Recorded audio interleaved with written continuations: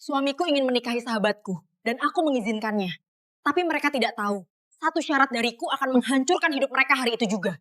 Suamiku ingin menikahi sahabatku sendiri, dan yang lebih menyakitkan, mereka mengatakannya tepat di depanku, seolah aku tak punya perasaan. Di saat wanita lain mungkin akan marah atau hancur, aku justru tersenyum. Ya, aku tersenyum dan mengizinkan semuanya terjadi. Tapi mereka tidak tahu, di balik senyum itu, aku sudah menyiapkan satu syarat. Syarat yang terlihat sederhana, namun cukup untuk menghancurkan hidup mereka dalam sekejap, tepat di hari yang mereka kira akan menjadi awal kebahagiaan. Halo semuanya, selamat datang di channel ini, tempat di mana kisah penuh emosi, pengkhianatan, dan plot twist tak terduga diungkap dengan cara yang bikin kamu terpaku-kai sampai akhir. Cerita hari ini bukan sekadar drama biasa, tapi tentang luka yang dibalas dengan kecerdasan. Sebelum kita mulai, dukung channel ini dengan klik like, subscribe, dan nyalakan lonceng notifikasi.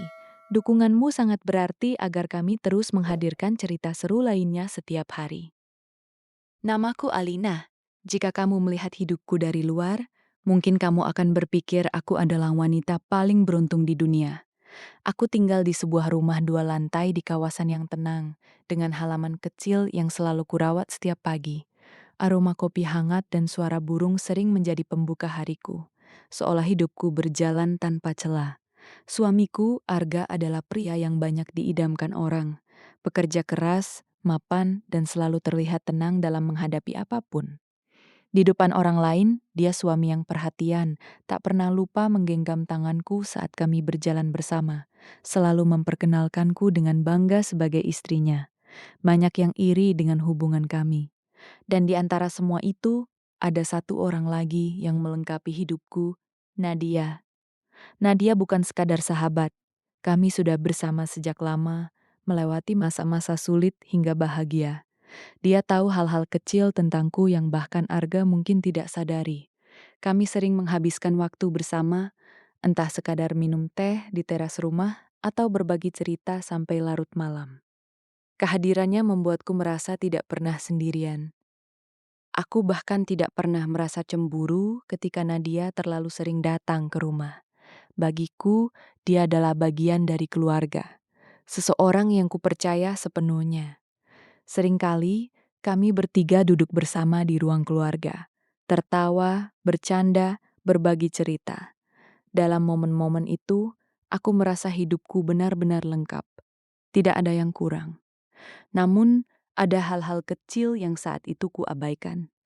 Tatapan Arga yang kadang terlalu lama ke arah Nadia, nada suara Nadia yang berubah saat berbicara dengan suamiku, atau keheningan aneh yang muncul saat aku tiba-tiba masuk ke ruangan. Aku memilih untuk tidak memikirkannya. Aku terlalu percaya, terlalu yakin bahwa semua ini tidak mungkin terjadi padaku, karena bagiku, rumah ini adalah tempat paling aman, tempat di mana cinta seharusnya tumbuh, bukan berkhianat. Aku tidak tahu bahwa di balik dinding yang terasa hangat ini, sebuah rahasia besar sedang tumbuh diam-diam. Rahasia yang perlahan merusak kepercayaan yang kubangun selama bertahun-tahun. Dan malam itu, segalanya akan berubah. Malam itu terasa berbeda dari biasanya. Langit di luar jendela tampak gelap tanpa bintang, seolah ikut menyimpan sesuatu yang tak ingin diungkapkan. Aku sedang membereskan meja makan ketika Arga memanggilku dengan suara yang tak biasa, pelan tapi tegang. Alina, kita perlu bicara. Aku menoleh, ada sesuatu di matanya yang membuat dadaku tiba-tiba sesak. Bukan marah, bukan juga sedih, tapi seperti seseorang yang sudah mengambil keputusan besar. Kami duduk berhadapan di ruang keluarga. Lampu temaram menciptakan bayangan panjang di dinding, membuat suasana terasa lebih dingin dari biasanya. Ada apa? Tanyaku, mencoba tetap tenang. Arga menarik napas panjang, lalu menatapku lurus. Aku ingin jujur, dan aku harap kamu bisa mengerti. Jantungku mulai berdetak lebih cepat. Aku ingin menikah lagi. Kalimat itu jatuh begitu saja, tanpa peringatan, tanpa jeda. Dunia seolah berhenti berputar. Tanganku yang berada di pangkuan langsung terasa dingin. Aku mencoba mencerna kata-katanya, berharap aku salah dengar. Tapi ekspresi Arga terlalu serius untuk dianggap bercanda. Dengan siapa?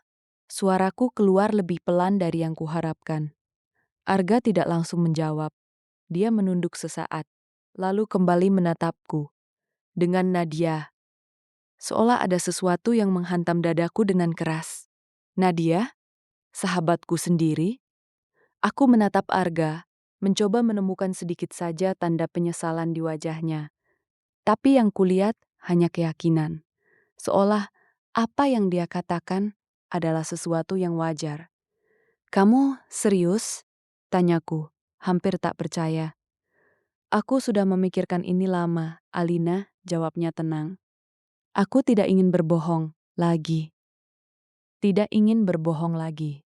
Kalimat itu justru menusuk lebih dalam. "Sejak kapan?" tanyaku lagi. Kali ini suaraku mulai bergetar. Arga menghela napas. "Perasaanku kena dia sudah ada cukup lama." Kepalaku terasa berputar. Semua potongan kecil yang dulu kuabaikan, tatapan, keheningan, perubahan sikap, tiba-tiba menyatu menjadi satu kebenaran yang menyakitkan. Jadi, ini bukan sesuatu yang baru terjadi. Ini sudah lama. Di belakangku, dan Nadia, tanyaku hampir takut mendengar jawabannya. Arga menatapku tanpa ragu. Dia juga punya perasaan yang sama. Detik itu, sesuatu dalam diriku seperti runtuh. Bukan hanya karena suamiku ingin menikah lagi, tapi karena wanita yang kupanggil sahabat ternyata berjalan di belakangku selama ini. Aku mencoba berbicara, tapi kata-kata terasa tersangkut di tenggorokan. Air mata mulai menggenang, namun aku menahannya mati-matian. Aku tidak ingin terlihat lemah di hadapan pria yang baru saja menghancurkan kepercayaanku. "Aku tidak ingin menyakitimu," lanjut Arga, suaranya terdengar hampir rasional. "Makanya aku memilih jujur. Aku ingin semuanya berjalan baik-baik." Baik-baik? Bagaimana mungkin pengkhianatan sebesar ini bisa disebut baik-baik? Aku ingin marah, ingin berteriak, ingin menghancurkan semua yang ada di sekitarku. Tapi yang keluar justru diam. Hening yang panjang memenuhi ruangan itu. Hanya suara detak jam di dinding yang terdengar, seakan menghitung detik kehancuran hidupku. Dalam diam itu, pikiranku bekerja cepat. Rasa sakit, marah, dan kecewa bercampur menjadi satu. Tapi, di balik semua itu, ada sesuatu yang perlahan muncul. Kesadaran bahwa jika aku bereaksi sekarang, aku hanya akan kehilangan segalanya. Aku menunduk sejenak, menyembunyikan ekspresiku. Lalu perlahan, aku mengangkat wajahku kembali. Dan untuk pertama kalinya sejak percakapan itu dimulai, aku tersenyum. Senyum yang bahkan Arga tidak mengerti artinya. "Baik," kataku pelan. Arga terlihat terkejut. "Kamu mengizinkan?" Aku mengangguk. "Kalau itu yang kamu mau." Di dalam hatiku, sesuatu telah berubah. Malam itu, mereka mungkin merasa menang, tapi mereka tidak tahu. Permainan sebenarnya baru saja dimulai. Pagi setelah percakapan itu terasa seperti mimpi buruk yang belum selesai. Cahaya matahari masuk melalui celah tirai, tapi tidak membawa kehangatan seperti biasanya. Aku duduk di tepi ranjang, menatap kosong ke lantai, mencoba memastikan bahwa semua yang terjadi semalam bukan sekadar mimpi. Namun tidak, semua itu nyata. Suamiku dan sahabatku telah memilih jalan yang sama tanpa aku. Anehnya, aku tidak menangis. Tidak ada air mata yang jatuh. Tidak ada amarah yang meledak. Justru yang ada adalah ketenangan yang asing. Seolah hatiku mati rasa.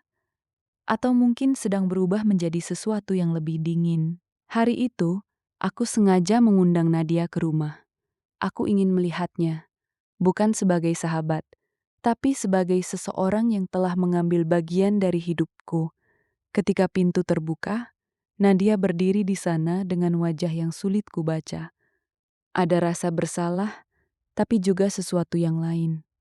Keraguan, mungkin, atau justru harapan.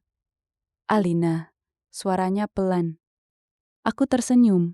Sini masuk. Senyum itu membuatnya sedikit lega. Dia melangkah masuk, meski langkahnya ragu. Di ruang tamu, Arga sudah menunggu. Tatapan mereka bertemu sesaat, singkat, tapi cukup untuk menjelaskan segalanya. Aku melihat itu. Jelas, dan anehnya, aku tetap tersenyum.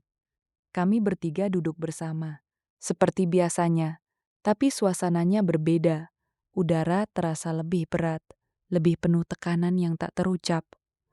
Aku sudah dengar semuanya dari Arga, kataku membuka percakapan. Nadia menunduk. Maaf Alina, aku tidak pernah berniat menyakitimu. Kalimat itu terdengar seperti sesuatu yang sudah dipersiapkan. Aku menatapnya dalam diam beberapa detik, mengamati wajah yang dulu begitu kupercaya, wajah yang pernah menjadi tempatku berbagi segala cerita. Tidak apa-apa, jawabku tenang. Kepala Nadia langsung terangkat, jelas terkejut. Serius? Aku mengangguk pelan. Kalau kalian saling mencintai, aku tidak ingin menjadi penghalang. Arga menatapku tak percaya. Begitu juga Nadia.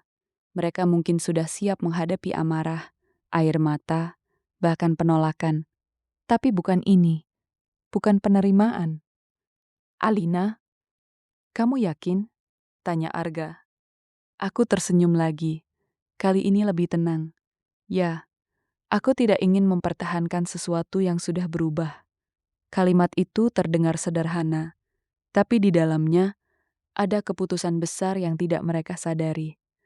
Nadia terlihat mulai lega, bahkan ada sedikit kilau bahagia di matanya yang tak bisa dia sembunyikan.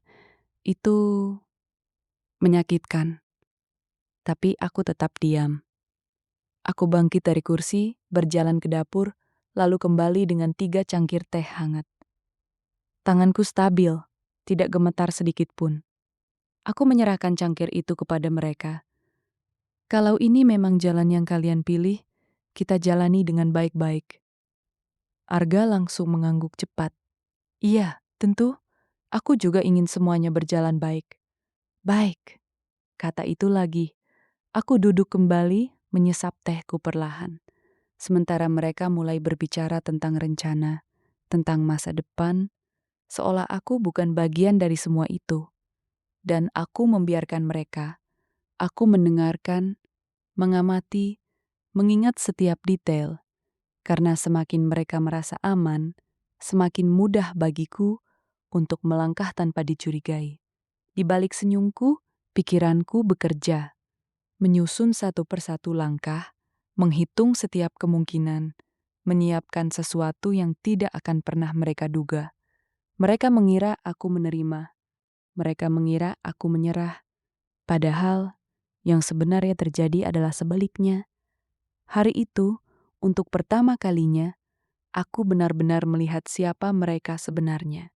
Dan sejak saat itu, aku berhenti menjadi wanita yang sama. Senyumku masih ada, tapi maknanya sudah berubah sepenuhnya. Beberapa hari setelah pertemuan itu, suasana rumah berubah menjadi aneh. Terlalu tenang, terlalu tertata, seolah semua orang berusaha terlihat baik-baik saja. Arga menjadi lebih ramah dari biasanya, mungkin karena merasa bersalah, atau justru karena merasa diuntungkan. Sementara Nadia mulai lebih sering datang, kini tanpa rasa canggung, seakan posisinya sudah mulai diakui. Aku, Aki tetap seperti biasa, tersenyum, tenang, tidak banyak bicara. Sampai suatu malam, ketika kami bertiga kembali duduk bersama di ruang keluarga, aku memutuskan waktunya telah tiba. Aku sudah memikirkan semuanya, kataku pelan. Arga langsung menoleh. Nadia juga ikut memperhatikan dengan wajah tegang. Aku akan tetap pada keputusanku. Aku mengizinkan kalian menikah. Raut wajah mereka berubah, lega, hampir bahagia, tapi belum selesai. Ada satu syarat, lanjutku. Kalimat itu membuat suasana langsung berbeda. Senyum mereka perlahan menghilang, digantikan kewaspadaan. Syarat? Tanya Arga. Aku mengangguk. Sebelum pernikahan itu terjadi, aku ingin semua aset kita dipisah secara hukum. Ruangan mendadak hening. Arga mengerutkan kening, Nadia terlihat bingung. Maksudmu, harta Gonogini? Tanya Arga hati-hati. Ya, jawabku singkat. Rumah, tabungan, investasi, perusahaan, semuanya harus jelas. Tidak ada lagi yang atas nama bersama. Arga terdiam beberapa detik, seperti mencoba mencerna. Lalu dia tertawa kecil. Itu saja. Aku menatapnya lurus. Itu saja. Nadia saling berpandangan dengan Arga, lalu kembali menatapku. Kenapa kamu minta itu, Alina? Tanyanya, suaranya terdengar lebih halus dari biasanya. Aku menarik napas perlahan. Aku hanya ingin kejelasan. Aku tidak mau ada masalah di kemudian hari. Kalau kalian akan memulai kehidupan baru, maka semuanya harus bersih dari awal. Kata-kataku terdengar logis, masuk akal, bahkan dewasa. Dan itulah yang membuat mereka lengah. Arga mengangguk pelan. Iya, itu masuk akal. Aku juga tidak mau ada konflik nanti. Nadia pun ikut mengangguk, meski masih terlihat sedikit ragu. Tapi, semua aset itu kan kita bangun bersama, tambahnya. Aku tersenyum tipis. Justru karena itu, harus dipisahkan dengan jelas, supaya adil. Kata adil membuat mereka berhenti berpikir terlalu jauh. Arga akhirnya menghela napas panjang. Baiklah, kita urus secara hukum. Aku mengangguk, puas. Secepatnya. Dalam beberapa hari berikutnya, semuanya bergerak cepat. Pengacara datang, dokumen disiapkan, dan pembicaraan formal mulai dilakukan. Aku terlibat aktif, bahkan terlalu aktif untuk ukuran seseorang yang baru saja mengalah. Aku membaca setiap detail dokumen, setiap pasal, setiap kalimat kecil yang bisa mengubah segalanya. Sementara Arga, dia terlihat santai. Aku percaya sama kamu, katanya suatu malam tanpa membaca dokumen yang kuserahkan. Aku hanya tersenyum. Terima kasih. Nadia juga tidak banyak bertanya. Dia lebih sibuk dengan rencana pernikahan, gaun, tempat, tamu, hal-hal yang membuatnya merasa seperti pemenang. Mereka tidak sadar bahwa semua yang mereka tanda tangani bukan sekedar pemisahan. Itu adalah pengalihan. Pengalihan hak, pengalihan kendali, pengalihan seluruh hidup yang dulu mereka anggap milik bersama. Dan aku memastikan semuanya sah, legal, tidak bisa diganggu-gugat. Suatu malam, setelah semua dokumen hampir selesai, Arga menghampiriku. Terima kasih ya, Alina, sudah bersikap dewasa seperti aku. Aku menatapnya lalu tersenyum pelan. Kadang, kita harus kehilangan sesuatu untuk mendapatkan yang lebih baik. Arga mengangguk, tidak benar-benar memahami maksudku. Dan aku tidak menjelaskannya. Karena jika dia tahu, dia tidak akan pernah menandatangani dokumen terakhir itu. Hari demi hari berlalu, dan tanpa mereka sadari, mereka sedang berjalan menuju hari kehancuran mereka sendiri, dengan langkah yang mereka anggap sebagai awal kebahagiaan. Segalanya berjalan lebih lancar dari yang kubayangkan. Tidak ada pertengkaran, tidak ada kecurigaan, justru sebaliknya. Semuanya terasa terlalu mudah, dan itu membuatku semakin yakin bahwa mereka benar-benar tidak melihat apa yang sedang terjadi. Proses hukum dimulai dengan formalitas yang terlihat sederhana. Kami duduk bersama pengacara, membahas pembagian aset, menandatangani beberapa dokumen awal, lalu melanjutkan ke tahap berikutnya. Di atas kertas, semuanya tampak seperti pemisahan biasa. Tidak ada yang mencolok. Tapi di balik itu, aku menyusun semuanya dengan sangat hati-hati. Setiap aset yang sebelumnya atas nama bersama perlahan dialihkan. Rumah yang kami tempati berubah menjadi atas namaku sepenuhnya. Tabungan, investasi, bahkan saham perohana yang dulu kami bangun berdua, semuanya berpindah dengan alasan penyederhanaan administrasi sebelum pernikahan kedua. Dan yang paling mengejutkan, Arga tidak mempertanyakan apapun. "Aku percaya sama kamu," katanya lagi suatu malam sambil menandatangani berkas tanpa membaca lebih dari sekilas. Aku menahan senyum. "Ini hanya formalitas, supaya ke depan tidak ribet," jawabku tenang. Dia mengangguk, lalu kembali sibuk dengan ponselnya, membalas pesan dari Nadia, yang kini semakin terang-terangan menjadi bagian dari hidupnya. Nadia sendiri juga tidak jauh berbeda. Dia datang ke rumah dengan wajah berseri, membawa katalog gaun pengantin, membicarakan dekorasi, bahkan sesekali meminta pendapatku. "Menurutmu warna ini cocok nggak?" tanyanya suatu sore, menunjukkan gambar gaun putih dengan detail rendah. Aku menatapnya sebentar, lalu tersenyum. "Cantik, kamu pasti terlihat sempurna." Dia tersenyum lebar, tidak menyadari bahwa kata-kataku bukan pujian, tapi penutup. Semakin hari mereka semakin larut dalam peran mereka sebagai pasangan yang akan segera bahagia. Mereka tertawa bersama, merencanakan masa depan, dan menganggap semua proses ini sebagai langkah menuju kehidupan baru. Sementara aku tetap berada di tengah mereka, tenang, diam, mengamati. Aku menghadiri setiap pertemuan dengan pengacara. Aku memastikan setiap klausul ditulis dengan jelas, bahwa semua yang telah dialihkan tidak bisa ditarik kembali, bahwa tidak ada celah hukum yang bisa mereka gunakan nanti. Bahkan, aku menambahkan satu poin penting yang mereka anggap sepele, pelepasan hak sepenuhnya dari pihak Arga atas seluruh aset yang telah dipindahkan. Ketika pengacara membacakan itu, Arga hanya mengangguk. "Ya, tidak masalah. Toh nanti aku mulai dari awal lagi," katanya santai. Mulai dari awal? Dia bahkan tidak sadar betapa literalnya kalimat itu akan menjadi. Hari-hari berlalu dengan cepat. Dokumen demi dokumen selesai. Tanda tangan demi tanda tangan terkumpul, sampai akhirnya tibalah hari di mana semua berkas telah lengkap. Legal, sah, tidak bisa dibatalkan. Malam itu, aku duduk sendirian di ruang kerja. Di depanku, tumpukan dokumen rapi tersusun. Aku membuka halaman terakhir, melihat tanda tangan Arga di sana. Tanda tangan yang akan mengubah hidupnya. Aku menyentuh kertas itu perlahan, lalu tersenyum tipis, bukan senyum palsu seperti sebelumnya, kali ini nyata. Karena untuk pertama kalinya sejak semua ini dimulai, aku tahu satu hal dengan pasti. Aku tidak akan kehilangan apapun. Justru mereka yang akan kehilangan segalanya. Di luar sana, Arga dan Nadia mungkin sedang merencanakan hari bahagia mereka.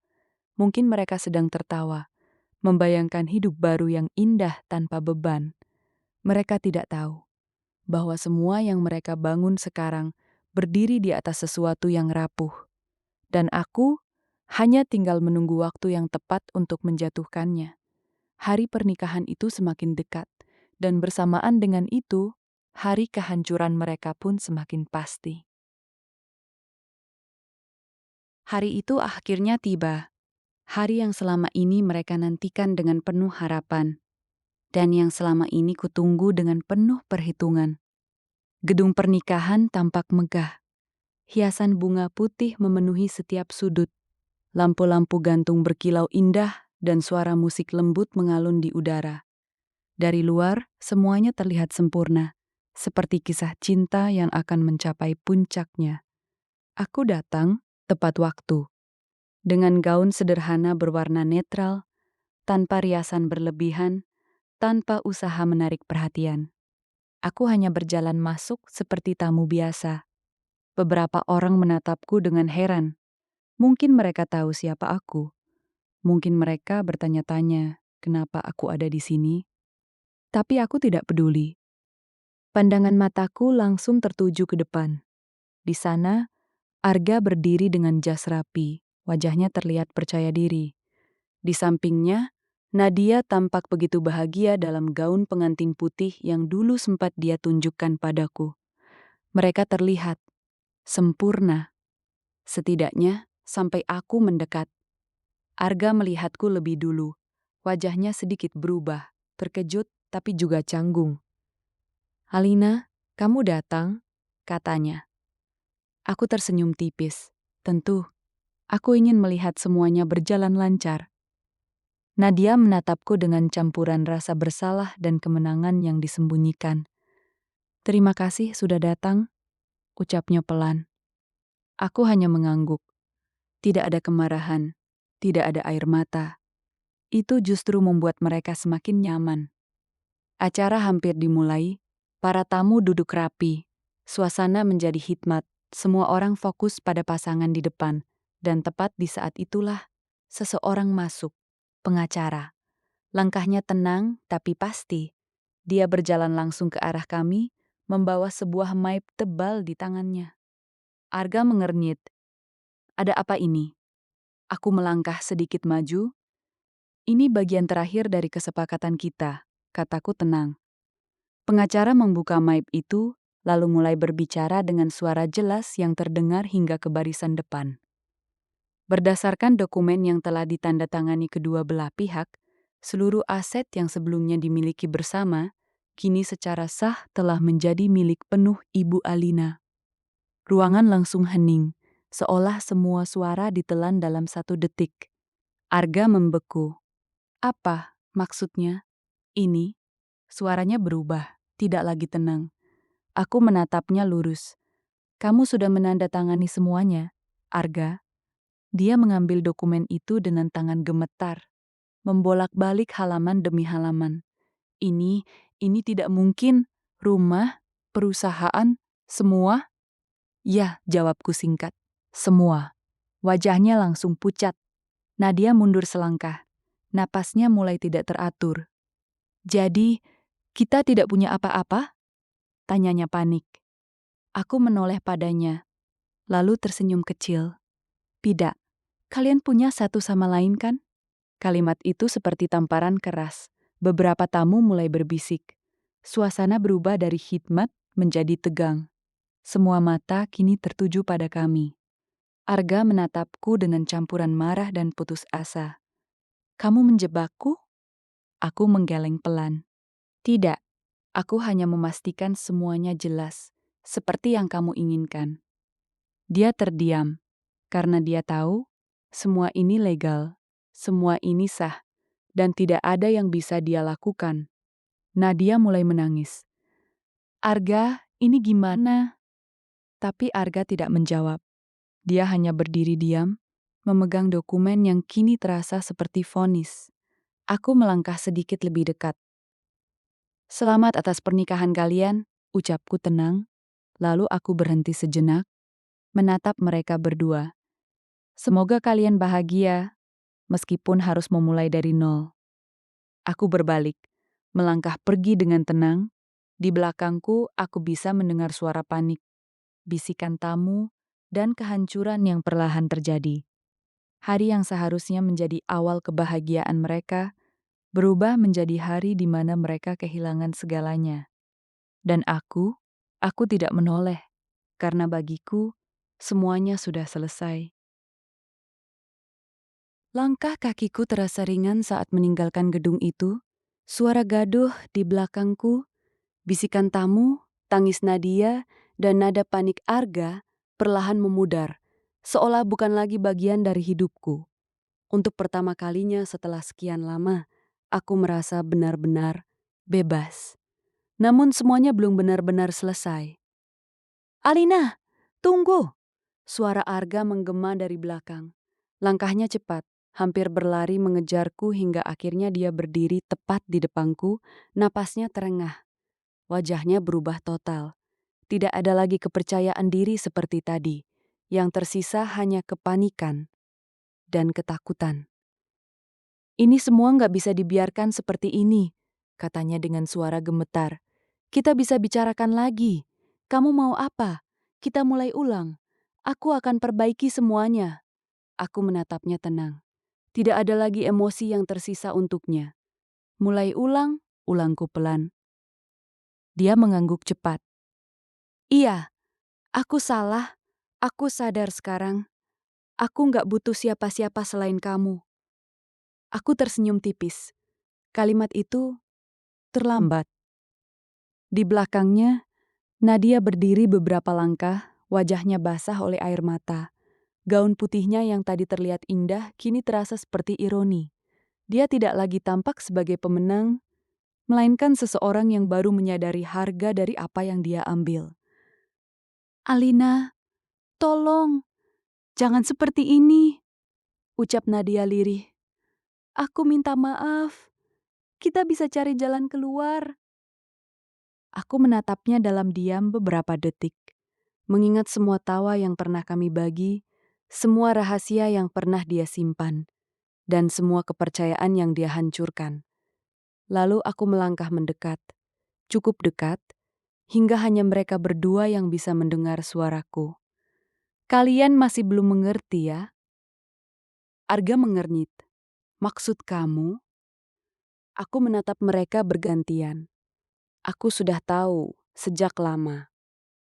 Waktu seakan berhenti. Apa? Bisik Nadia. Wajahnya langsung pucat. Aku tersenyum. Kali ini, tanpa beban. Aku tahu tentang kalian. Tentang pesan-pesan itu, tentang pertemuan diam-diam. Bahkan sebelum kalian cukup berani untuk mengatakannya padaku, mata Arga membelalak. Kalau kamu sudah tahu, kenapa kamu diam? Tanyanya. Suaranya hampir tak terdengar. Aku menarik napas perlahan, karena aku menunggu. Menunggu apa? Nadia bertanya, suaranya bergetar. Aku menatap lurus ke mata mereka, menunggu kalian cukup yakin bahwa kalian sudah menang. Keheningan jatuh di antara kami. Kalau aku menghentikan kalian sejak awal, aku mungkin hanya akan jadi wanita yang ditinggalkan, dengan setengah dari apa yang aku punya. Lanjutku tenang. Tapi, dengan membiarkan kalian melangkah sejauh ini, aku berhenti sejenak. Aku memastikan aku tidak kehilangan apapun. Kata-kataku menghantam mereka lebih keras dari sebelumnya. Arga mundur satu langkah, seolah baru menyadari semuanya. Jadi selama ini, kamu pura-pura? Katanya. Aku mengangguk. Bukan pura-pura, aku hanya bermain lebih sabar. Nadia menangis semakin keras. Kamu kejam, katanya lirih. Aku menatapnya datar. Kejam? Aku tersenyum tipis. Kalian yang mengkhianati. Aku hanya memastikan aku tidak jadi korban. Tidak ada lagi yang bisa mereka katakan. Karena untuk pertama kalinya, mereka melihat keseluruhan permainan. Dan mereka sadar, mereka sudah kalah sejak awal. Aku melangkah mundur, menjaga jarak. Ini bukan tentang balas dendam, kataku pelan. Ini tentang konsekuensi. Lalu aku berbalik. Langkahku kali ini benar-benar tanpa ragu. Di belakangku tidak ada lagi suara yang mencoba menghentikan. Tidak ada lagi permintaan maaf, tidak ada lagi alasan. Hanya keheningan dan kehancuran yang mereka ciptakan sendiri. Aku keluar dari gedung itu dengan kepala tegak. Udara sore terasa lebih segar dari biasanya. Matahari mulai turun, menyisakan cahaya hangat yang menyentuh wajahku. Dan di saat itulah aku sadar, aku tidak hanya memenangkan permainan ini. Aku juga menemukan kembali diriku sendiri, tanpa pengkhianatan, tanpa kebohongan, tanpa mereka. Aku tersenyum. Dan kali ini, senyum itu benar-benar milikku. Dari kisah ini, kita belajar bahwa tidak semua luka harus dibalas dengan amarah. Terkadang, ketenangan dan kecerdasan justru menjadi senjata paling kuat. Pengkhianatan mungkin datang dari orang yang paling kita percaya, dan itu memang menyakitkan. Tapi bagaimana kita meresponsnya? Itulah yang menentukan akhir dari cerita kita. Alina memilih untuk tidak hancur. Dia memilih untuk berpikir, menahan diri, dan mengambil kendali atas hidupnya sendiri. Dan pada akhirnya, bukan dia yang kehilangan, melainkan mereka yang mengkhianati kepercayaan. Ingat, diam bukan selalu tanda kelemahan.